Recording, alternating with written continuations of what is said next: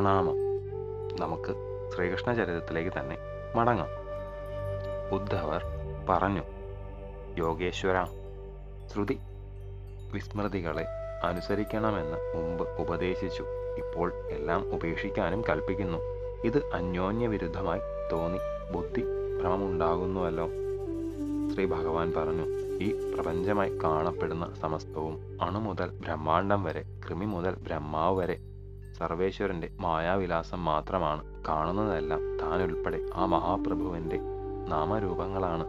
തന്തിരുവടിയിൽ നിന്ന് അന്യമായി ഒരു വസ്തുവുമില്ല തന്നെ.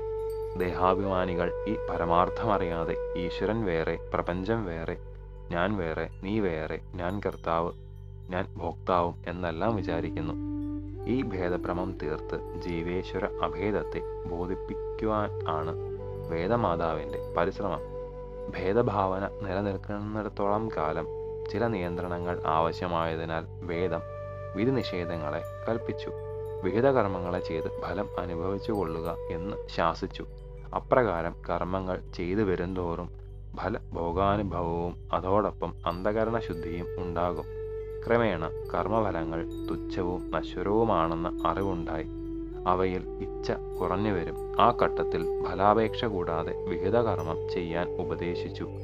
നിഷ്കാമ കർമാചരണത്തിന്റെ ഫലമായി മനോമാലിന്യങ്ങൾ നിശേഷം നശിച്ച് മായാഭ്രമം നീങ്ങി ഏകനായ ഭഗവാൻ മാത്രമേ സത്യവസ്തുവായുള്ളൂവെന്ന ബോധോദയം ഉണ്ടാകും.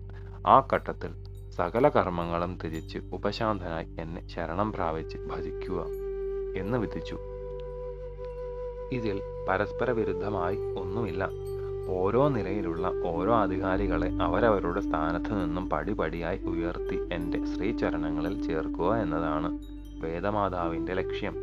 സദ്ഗുരുവിനെ ഭക്തിവിശ്വാസത്തോടുകൂടി അനുസരിക്കുന്ന വസ്തു എന്നിൽ അചഞ്ചല ഭക്തിയുണ്ടാകും.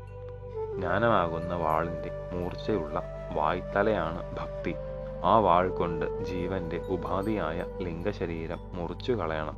ഉപാധി നശിക്കുന്നതോടുകൂടി താൻ പരിച്ഛിന്നനാണ് എന്ന ഭ്രമം നശിച്ച് സർവവ്യാപകത്വം സിദ്ധിക്കും. ഇതാണ് തൻ്റെ യഥാർത്ഥമായ പരമാത്മസ്വരൂപം. ഈ ലക്ഷ്യം പ്രാപിച്ചു കഴിഞ്ഞാൽ പിന്നെ സാധനോപായങ്ങൾ ആവശ്യമില്ല. അതുവരെ ആവശ്യമുണ്ട് താനും. ശ്രീ ഭഗവാൻ പറഞ്ഞു, രാജസ താമസ ഗുണങ്ങളാണ് സകല അനർത്ഥങ്ങൾക്കും കാരണം. അവയെ സത്വഗുണം കൊണ്ട് അതിക്രമിക്കണം. സദ്വഗുണ വൃദ്ധിയാൽ സർവേശ്വരനിൽ ഭക്തി ഉണ്ടാകുന്നു. സത്വവൃത്തിക്ക് സഹായകമായ സാധനകൾ അനുഷ്ഠിക്കണം. സാത്വികങ്ങളായ ശാസ്ത്രങ്ങളെ അഭ്യസിക്കണം. പുണ്യതീർത്ഥങ്ങളെ സേവിക്കണം. മദ്യപാനാദികളെ വർജിക്കണം. എൻ്റെ ഭക്തജനങ്ങളോട് മാത്രം സംസർഗം ചെയ്യണം. ഒരു ഫലവും പറയപ്പെടാത്ത നിത്യ നൈമിത്തിക കർമ്മങ്ങൾ മാത്രം ചെയ്യണം. കാമ്യകർമ്മങ്ങൾ ചെയ്യരുത്. ഭക്തി വർദ്ധിക്കത്തക്ക സാത്വിക ചിന്തകൾ വളർത്തണം. രാജസ താമസ വിഷയങ്ങളെ ചിന്തിക്കരുത്. പ്രണവം, ഭഗവൻ നാമങ്ങൾ മുതലായവ ജപിക്കണം. അടുത്തതായി ഉദ്ധവർ ചോദിച്ചു, ഭഗവാനെ, ജനങ്ങൾ പ്രായേണ വിഷയങ്ങൾ ആപത്താണെന്നറിയുന്നുണ്ട്. ഇന്ദ്രിയജയം വേണമെന്നും അറിയാം. എങ്കിലും അതിനായി പ്രയത്നിക്കുന്നില്ലെന്ന് മാത്രമല്ല, നായ്, കഴുത, ആട് എന്നിവയെപ്പോലെ തുടർച്ചയായി അനർത്ഥങ്ങൾ വന്നാലും ആഗ്രഹിക്കുന്ന പദാർത്ഥങ്ങൾ കൈക്കലാക്കാൻ വെമ്പൽ കൊള്ളുന്നു. ഇതെന്തുകൊണ്ടാണ്? ശ്രീ ഭഗവാൻ പറഞ്ഞു, ഭയങ്കര രജോഗുണത്തിന് വംശം വദനായി ജീവൻ കേവലം ഭ്രാന്തനെ പോലെയായി തീരുന്നു. താൻ ശുദ്ധ ചൈതന്യമാണെന്ന യാഥാർത്ഥ്യം മറന്ന് ദേഹമാണെന്നുറച്ച് വിശ്വസിക്കുന്നു. ഇന്ന സുഖങ്ങളെല്ലാം വേണമെന്നും സങ്കല്പിക്കുന്നു. സങ്കല്പത്തിന്റെ ശക്തിയാൽ ആ വക സുഖസാധനകൾ കിട്ടിയേ കഴിയൂ എന്ന ആഗ്രഹം ഉത്കടമാകുന്നു. അത് മഹാരോഗത്തേക്കാൾ ശല്യമായി തീരും. ആശ വർദ്ധിക്കും തോറും ഇന്ദ്രിയങ്ങൾക്ക് ശക്തി കൂടും. അവ ആഗ്രഹപൂർത്തിക്കായി ജീവനെ 4 ഭാഗത്തേക്കും പിടിച്ചു വലിക്കും. വിഷയങ്ങൾ ആപത്താണെന്ന് സാമാന്യ ജ്ഞാനമുണ്ട്, പക്ഷെ കാര്യമില്ല. ശക്തിമത്തായ രജോഗുണം ആ അറിവിനെ തെറിപ്പിച്ചു കളയും. അതിൻ്റെ പേരാണ് മോഹം. മോഹാന്ധനായ ജീവൻ മൃഗങ്ങളെക്കാൾ കഷ്ടമായി മേൽക്കുമേൽ ദുഃഖ വിഷയങ്ങളിൽ പ്രവർത്തിക്കും. എന്നാൽ സാത്വികൻ രജസ്തമസുകൾ ബാധിച്ചാലും പിന്തിരിയുകയില്ല. വിവേകം കൊണ്ട് വിഷയദോഷത്തെ വീണ്ടും വീണ്ടും വിചിന്തനം ചെയ്യും. വിഷയാശയെ ക്രമേണ കുറച്ചുകൊണ്ടുവരും. പ്രാണായാമത്തിന് ഈ പ്രക്രിയയെ വളരെയധികം സഹായിക്കാൻ കഴിയും.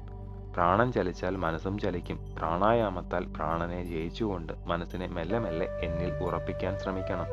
ഉടനെ ഫലം കണ്ടില്ലെന്ന് വരാം, എങ്കിലും പിൻവാങ്ങരുത്. തുടർച്ചയായി അഭ്യസിച്ചാൽ പ്രാണജയവും മനോജയവും കൈവരും. വിഷയങ്ങളിൽ നിന്നും മനസ്സിനെ പിൻവലിച്ച് എന്നിൽ ഉറപ്പിക്കാനുള്ള ഉപായം ഏതായാലും അത് യോഗം തന്നെ എന്നാണ് എൻ്റെ ശിഷ്യരായ സനകാദികൾക്ക് ഞാൻ ഉപദേശിച്ചിട്ടുള്ളത്.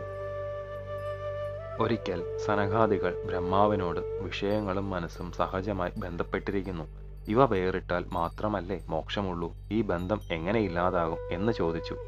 സൃഷ്ടികർമ്മത്തിലേർപ്പെട്ട് വിക്ഷിപ്തനായ ബ്രഹ്മാവിനും അതിനുത്തരം പറയാൻ കഴിയാതെ എന്നെ ധ്യാനിച്ചു. ഞാൻ ഹംസരൂപത്തിൽ അവരുടെ മുമ്പിൽ പ്രകടമായി. സനകാദികൾ എന്നോട് ഭവാൻ ആരാണെന്ന് ചോദിച്ചു. ഞാൻ പറഞ്ഞു, നിങ്ങളുടെ ചോദ്യം ആത്മാവിനെയാണോ അതോ ദേഹത്തെയാണോ കുറിക്കുന്നത്? ആത്മാവ് ഒന്നേയുള്ളൂ എന്നറിയാമെങ്കിൽ ചോദ്യം തെറ്റല്ല. ദേഹത്തെക്കുറിച്ചാണെങ്കിൽ എല്ലാ ദേഹങ്ങളും പഞ്ചഭൂത സംഘാതങ്ങളാണ്. അപ്പോഴും ചോദ്യം അർത്ഥശൂന്യമാണ്. എങ്കിലും ഉത്തരം പറയാം. മനസ്സുകൊണ്ടോ വാക്കുകൊണ്ടോ ഇന്ദ്രിയങ്ങൾ കൊണ്ടോ ഗ്രഹിക്കുന്നതെല്ലാം ഞാൻ തന്നെ, അന്യമായി ഒന്നും തന്നെയില്ല. ഇത് നിങ്ങൾ പരമാർത്ഥമായി വിചാരം ചെയ്ത് അറിഞ്ഞുകൊള്ളുവിൻ. ഹേ വിപ്രന്മാരെ, സാഖ്യയോഗ രഹസ്യം നിങ്ങൾക്ക് ഉപദേശിക്കാൻ ഈ രൂപത്തിൽ വന്നിരിക്കുന്ന ഞാൻ യജ്ഞപുരുഷനായ വിഷ്ണുവാണ്. യോഗം, സാഖ്യം, ധർമ്മം, സത്യം, തപസ്, ശ്രീ, കീർത്തി, ധമം എന്നിവയുടെയെല്ലാം പ്രാപ്തിസ്ഥാനം ഞാൻ തന്നെ. നിർഗുണനും നിരപേക്ഷകനും സർവ സുഹൃത്തും പ്രേമസ്ഥാനവും ആത്മാവുമായ എൻ്റെ നിത്യഗുണങ്ങൾ സമതയും അനാസക്തിയും ആകുന്നു. ത്രിഗുണങ്ങൾ എന്നെ സ്പർശിക്കുന്നില്ല. ഇപ്രകാരം എൻ്റെ ഉപദേശം കേട്ട് സനകാദികളുടെ സംശയം എല്ലാം തീർന്നു. ശേഷം ചരിതം നമുക്ക് അടുത്ത ഭാഗത്തിലൂടെ കാണാം. ഗുരുപാദങ്ങളിൽ സാഷ്ടാംഗ പ്രണാമത്തോടെ നമസ്കാരം.